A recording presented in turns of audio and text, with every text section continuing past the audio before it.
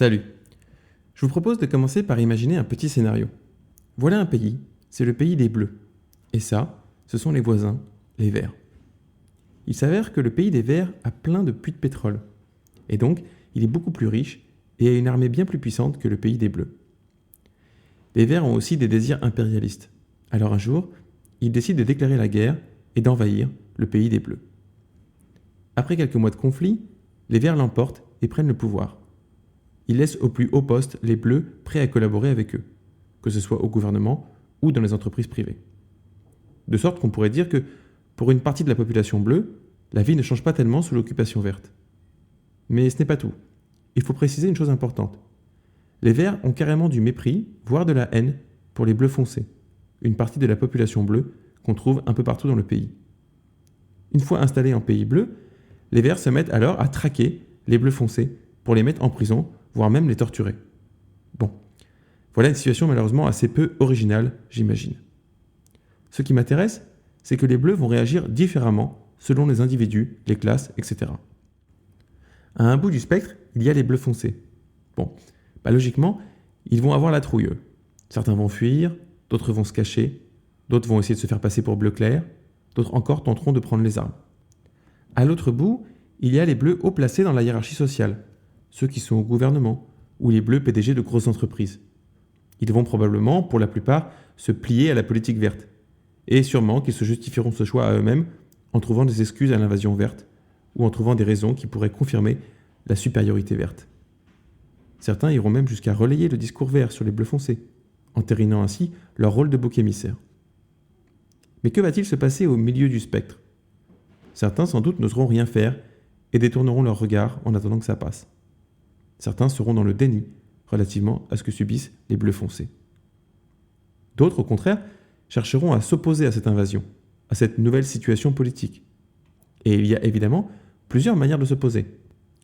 Dans un cas comme celui-ci, le premier exemple qui vient à l'esprit, c'est d'imaginer que certains et certaines organiseront une résistance et tenteront de continuer clandestinement la guerre à l'envahisseur vert, soit pour défendre le pays bleu, soit par solidarité pour les Bleus foncés, soit les deux, etc. En fait, intuitivement, je crois que face à une telle situation, on a du mal à imaginer une grande diversité de réactions. On se dit qu'il y a plus ou moins 3 familles. Ceux qui profitent de l'invasion verte et joueront donc le jeu volontairement, ceux qui n'ont pas la possibilité de lutter et qui font profil bas, et enfin, celles et ceux qui considèrent inadmissible ce qui est en train de se passer et ne peuvent imaginer rester sans rien faire. Cette troisième famille est nécessairement radicale. C'est qu'ils reconnaissent que la situation est radicale.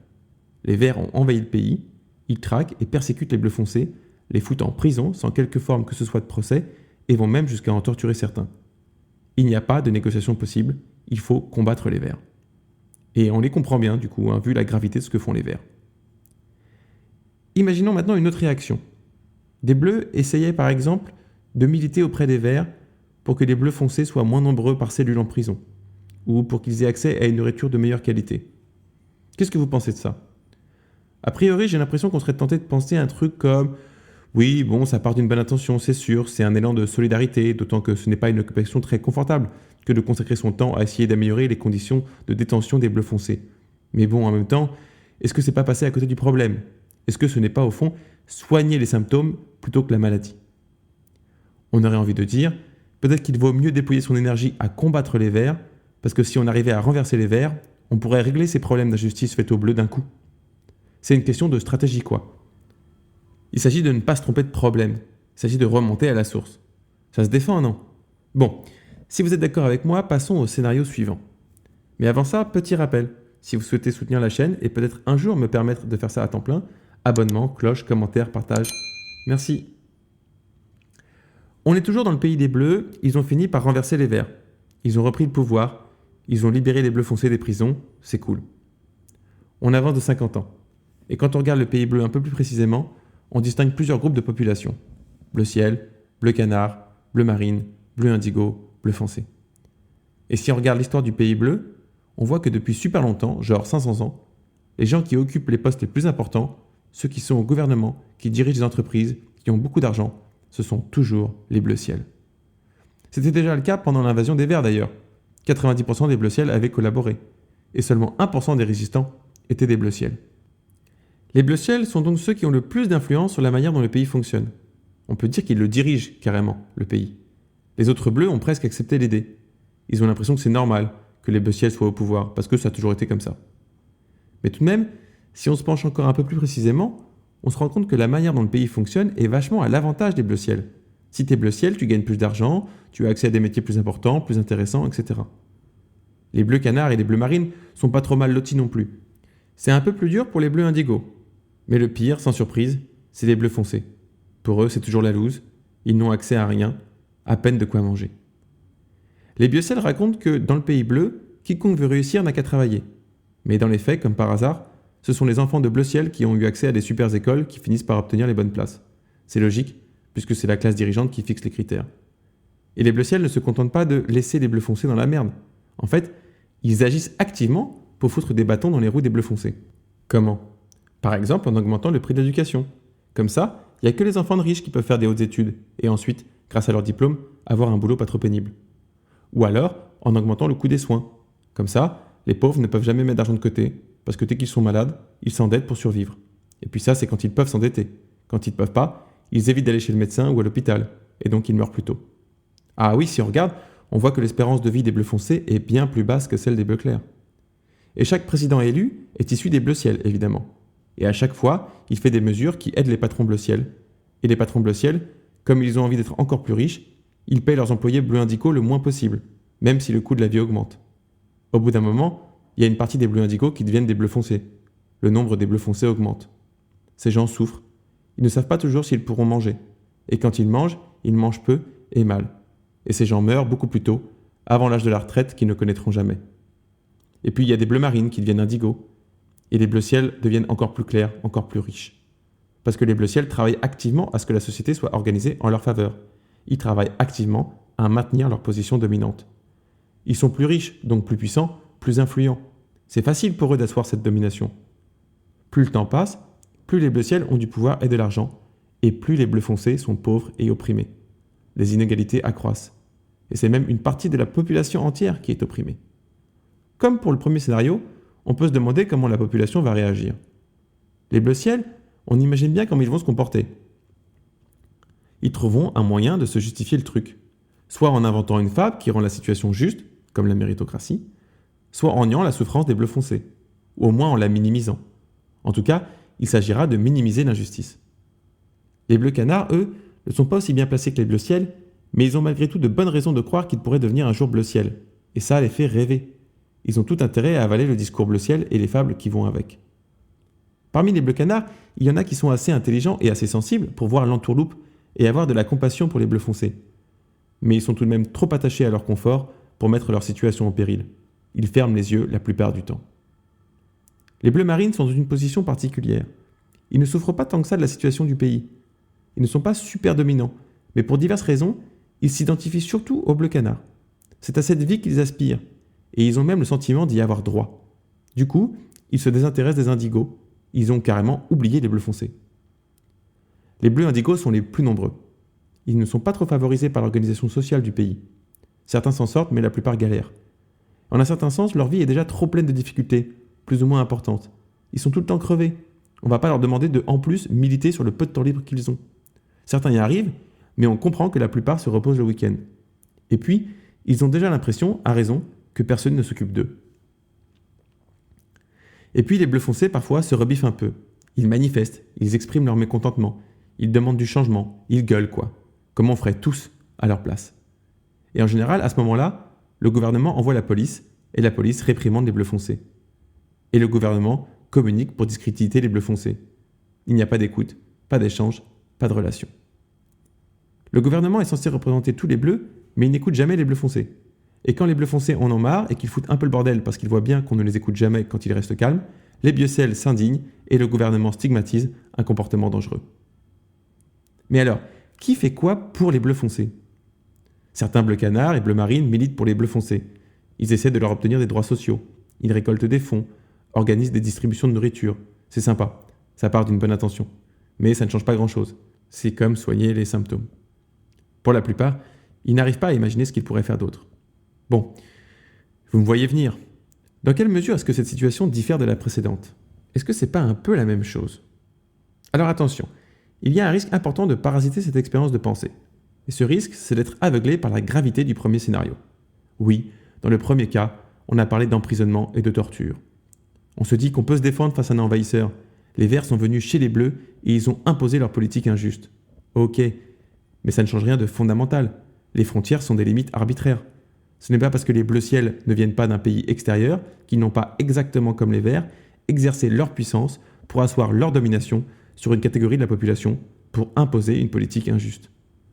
Un bleu clair qui rachète une usine où travaillent des bleus foncés pour la fermer, c'est une forme d'invasion. Pour les bleus foncés, c'est leur vie, leur ville, leur campagne, leur famille, leurs amis qui subissent l'invasion des bleus ciels. Et cette domination est maintenue et aggravée sans aucune forme de justification morale ou politique. Et des bleus ciels s'enrichissent de plus en plus. Et les bleus foncés continuent de souffrir et mourir. Et en plus, les bleus ciels montent les bleus indigo contre les bleus foncés. Alors en fait, voilà l'autre question qu'il faut se poser. Qui fait quoi contre les bleus ciels? Parce que c'est bien une guerre qui se déroule dans le pays bleu. Une guerre économique, politique et sociale, silencieuse, une guerre qui ne dit pas son nom. Une guerre qui s'invente des justifications mensongères, qui nie sa violence ou qui la légitime arbitrairement. Certains ont peut-être envie de me demander pourquoi le mot guerre. Bon, d'abord, comme la définition le rappelle, parce que c'est le bon terme. On peut faire la guerre sans prendre les armes. Ensuite, pour souligner la violence de ce qui se passe, on parle de faire souffrir des gens, de rendre leur vie très difficile, de raccourcir leur espérance de vie. On parle de produire des quantités monstrueuses de malheur, tout simplement. C'est un système qui favorise une toute petite partie de la population au détriment des autres. Et cette toute petite partie de la population semble bien vouloir défendre à tout prix le système qui lui est favorable. Parce que les bleus ciels ont le pouvoir, parce qu'ils occupent les plus hautes places dans la société, ils garantissent le maintien du statu quo. Dans la première situation, on se disait que c'était mignon de vouloir améliorer les conditions de vie dans les cellules des bleus foncés, mais que tout de même la priorité devait être de combattre les verts. N'est-ce pas la même chose ici? On peut bien donner de la nourriture ou de l'argent aux bleus foncés, mais ne faut-il pas en priorité retirer le pouvoir aux bleus ciels? Autrement dit, la meilleure manière d'aider les bleus foncés n'est-elle pas de lutter contre le système qui permet à une catégorie de la population de truster le pouvoir pendant 500 ans? Et du coup, tout de suite, il faut demander quelle forme peut prendre cette lutte? Que peuvent faire les bleus foncés? Que peuvent-ils faire pour se défendre, pour lutter contre cette oppression?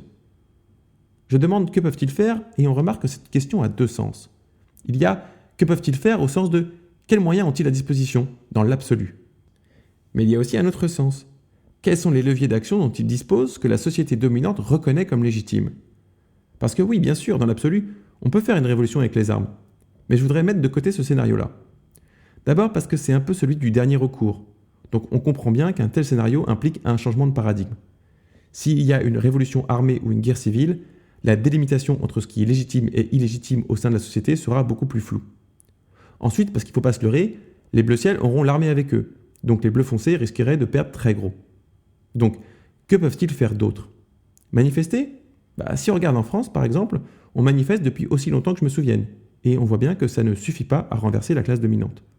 On peut peut-être casser des trucs, genre manifester, mais avec un bonus destruction du matériel. On a vu le Black Bloc, par exemple, s'attaquer à des symboles de ce système injuste en brisant des vitrines de banque ou du McDo. Avant de juger la démarche, avant de se demander si on trouve ça pertinent, juste, bête ou quoi, il faut accepter de reconnaître que c'est une expression politique. C'est une manière de faire savoir sa désapprobation quant à la manière dont la société est organisée. Et quand on fait ça, il se passe un truc pervers, le discours officiel invalide et discrédite cette expression politique. Dans un monde rêvé, le gouvernement se dirait un truc du genre « Wow, les gens pètent des trucs tellement ils sont vénères, il n'est pas impossible qu'on ait merdé quelque part. » Mais au lieu de ça, il déclare cette expression comme de la violence illégitime. Et puisque c'est de la violence illégitime, ça légitime dans la foulée l'utilisation de la violence par le gouvernement pour la réprimer. Évidemment, les médias reprennent ce discours à leur tour plus ou moins explicitement, sans se demander ce qui fait naître cette violence, sans jamais laisser de place à l'idée que le premier acte de violence n'est pas celui des manifestants, mais des bleus ciels qui maximisent leur domination sur les bleus foncés. Et donc on entend des trucs comme « On est en démocratie, merde! Si on veut faire entendre sa voix, on a d'autres moyens que casser des vitrines !»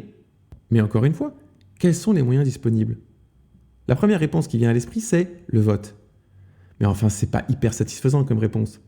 D'abord, pour désacraliser un peu le vote, je vous encourage à aller voir les 2 vidéos que le camarade Patchwork a consacrées au sujet. Ensuite, je voudrais rappeler 2-3 petites choses. Pouvoir voter, c'est chouette, bien sûr, mais ça n'existe pas un vote ou une voix. Par exemple, on sait que pour un même nombre de voix, le résultat de l'élection change selon le type de scrutin. Donc dire c'est bon, on peut voter et on est dans un pays libre, c'est un peu court. Comment sait-on que notre mode de scrutin est juste ? En France, on ne compte pas le vote blanc ou nul. Donc tu peux voter, mais si tu veux, au moment des élections, exprimer ton désaccord, si tu veux faire entendre ta désapprobation vis-à-vis des politiques proposées par les candidats et candidates, tu peux pas. Donc discréditer les manifestations sous prétexte qu'on a le vote pour exprimer son opinion, bof. Et puis, que penser des élections dans un pays où les journalistes et les médias ont autant de pouvoir ? Ce sont eux qui posent les questions, qui répondent aux candidats. Regardez le rang de la housse. Bonsoir, Monsieur le Président. Bonsoir. On est dans votre bureau ou dans l'un de vos bureaux. Il y a quelques minutes, on m'a dit que ce n'était pas toujours le même bureau. Vous avez plusieurs bureaux à l'Élysée. J'ai 2 bureaux à l'Élysée. J'ai envie de vous poser une question. Est-ce que vous y passez finalement beaucoup de temps dans ce ou ces bureaux ? Oui. Oui, on passe beaucoup de temps à travailler les dossiers de fond, y compris d'ailleurs les week-ends. La nuit, on dit. Oui. Aussi beaucoup. Oui. C'est pas une légende, donc finalement, vous dormez très peu. Je dors peu. Mais j'ai toujours peu dormi, donc ça me coûte très peu. On avait découvert le candidat En Marche. On a découvert un président Macron qui court. Vous courez beaucoup depuis 7 mois. Et ces journalistes, ils sont soit bleu ciel, soit bleu canard. Si vous ne l'avez pas déjà vu, je vous invite à regarder le documentaire Les Nouveaux Chiens de Garde. On y mentionne par exemple le dîner du siècle, où l'élite se retrouve une fois par mois. Les bleus ciels de France en somme. Et bien sûr, on y trouve plein de journalistes. Sans entrer dans les détails, on ne manque pas d'exemples de journalistes qui protègent le système en place. Cette vidéo de défécateur, par exemple, en est plein. Je ne résiste pas à m'attarder une seconde sur un cas particulier. Quand Thomas Piketty est invité à France Inter et qu'il parle de ses propositions sur les droits de succession, Nicolas Demorand et Léa Salamé lui tombent dessus, sans la moindre nuance, sans rien écouter à ce qu'il propose, alors même qu'il est évidemment bien plus calé sur le sujet qu'eux, et donc sans ouvrir le débat à la discussion. Il lui aboie dessus pour former le débat. D'abord, est-ce que vous êtes sûr qu'en éradiquant les 1% les plus riches, d'une certaine manière, est-ce que vous êtes sûr que tout ira mieux véritablement ? Est-ce que vous ne tombez pas dans la logique du bouc émissaire ? Tout le monde partira, les très riches quitteront la France du jour au lendemain, terminé si on passe à 90%, non ? Arrêtez de faire peur à tout le monde. C'est-à-dire Non, 1%. il s'agit de savoir si vous avez d'abord d'avoir un débat contradictoire sur ce que vous dites, sinon ça n'a aucun intérêt. C'est très bien. Voilà. Et puis savoir si vous avez peut-être, c'est la question que vous posez, un rapport de type bouc émissaire à cette fraction-là de la population. Pas du tout. Ça ira mieux une fois qu'ils sont plus là. Thomas Piketty ferait des riches un bouc émissaire. Et bouc émissaire, c'est une expression rhétorique pour discréditer une position. Si votre discours implique un bouc émissaire, alors vous êtes injuste. Du coup, l'analyse de Thomas Piketty est immédiatement invalidée. Il est coupable d'une erreur politique définitive. Et c'est Piketty dont on parle, hein. C'est pas un révolutionnaire. Bon, quand ils reçoivent Éric Zemmour et qu'ils lui posent des questions sur l'immigration, on lui dit pas qu'il fait des musulmans un bouc émissaire. On lui demande de préciser les chiffres. Arrêter les flux et mettre l'immigration à zéro. Aujourd'hui, et depuis des années, il y a à peu près 250 000. Très simple. Vous êtes élu président. Combien y aura-t-il de titres de séjour chaque année ? Combien d'immigrés pourront entrer en France ? Donnez un chiffre. On arrive à combien alors, pour finir ? 275 000 aujourd'hui. Vous vous rendez compte de la responsabilité morale de ces gens-là ? Vous vous rendez compte de la gravité de leur attitude ? Un économiste a osé mettre en péril les fondations du système qui maintiennent la domination des bleus ciels ? Il doit être fou. On ne saurait l'écouter, c'est trop dingue. Prendre de l'argent aux riches, mais quelle violence !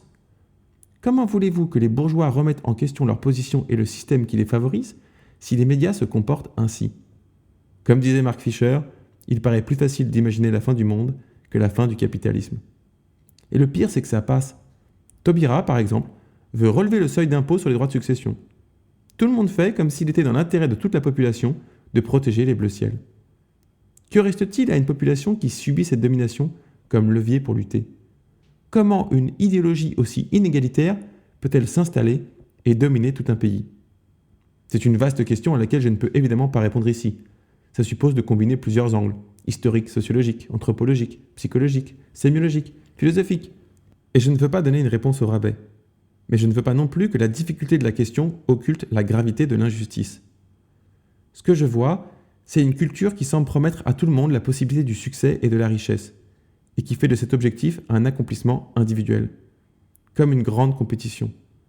Dans les films, les séries, les clips, sur les réseaux sociaux, on ne voit que ça, du luxe, des belles voitures et des gens riches. Et oui, du coup, j'imagine que ça ne favorise pas l'identification à une population dominée. On ne s'identifie pas à un groupe, et encore moins à un groupe qui souffre, parce qu'on se rêve unique, spécial, à part, parce qu'on nous dit qu'une vie réussie, c'est une vie où on a plus réussi que les autres. Ça empêche l'émergence d'une conscience de classe. Ça empêche le sentiment de solidarité. D'où la méga arnaque de la méritocratie qu'on avait abordée dans cette vidéo-là. Les Gilets jaunes portaient justement cet espoir d'un rassemblement populaire. On a vu comment le pouvoir les a traités. On ne peut pas dire qu'ils ont été super soutenus. Et n'oublions pas, on ne devient pas riche sans profiter d'un système qui crée des pauvres, qui crée de l'injustice. Certains diront que mon propos est caricatural. Je ne crois pas. Schématique, oui, mais pas caricatural. Rappelons que le nombre de SDF augmente constamment. Tiens, regardez cette infographie vertigineuse réalisée pour visualiser la fortune de Jeff Bezos. Là, ce tout petit point, c'est 1000 $.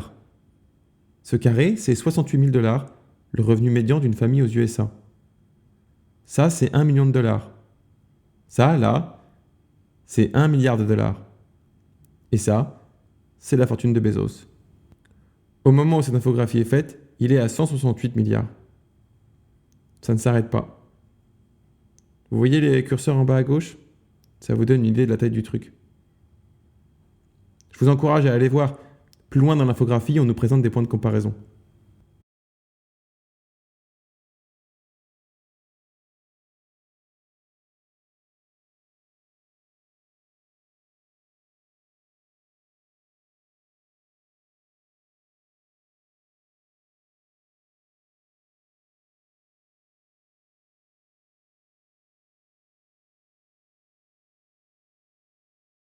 Ne croyez pas que ça n'arrive qu'aux États-Unis. Nous aussi, on a notre Bezos, Bernard Arnault. Le mec est à 158 milliards. Autre mise en perspective. Si vous arriviez à mettre 1000 € de côté par jour, il vous faudrait à peu près 440 000 ans pour atteindre sa fortune. Alors rappelez-vous de Macron, ministre de l'économie, qui annonce que chaque jeune devrait vouloir devenir milliardaire. Par définition, ils ne pourront pas tous le devenir. Ils ne pourront même pas tous devenir millionnaires, ni même riches tout simplement. C'est donc une manière de cautionner une compétition brutale qui crée des pauvres pour faire des ultra méga riches. Et rappelez-vous du poids que représentent les riches dans le réchauffement climatique. C'est la planète de nos enfants à tous que les bleus ciels détruisent sans hésiter. Et attention, j'ai mis l'accent sur la dimension économique de cette guerre, mais les dominants ne font pas seulement la guerre aux pauvres, ils la font aussi aux femmes, aux homosexuels, aux trans, aux racisés, aux handicapés, aux personnes grosses. C'est la guerre, tous les jours, sous nos yeux. Et tout est fait pour qu'on les garde fermés.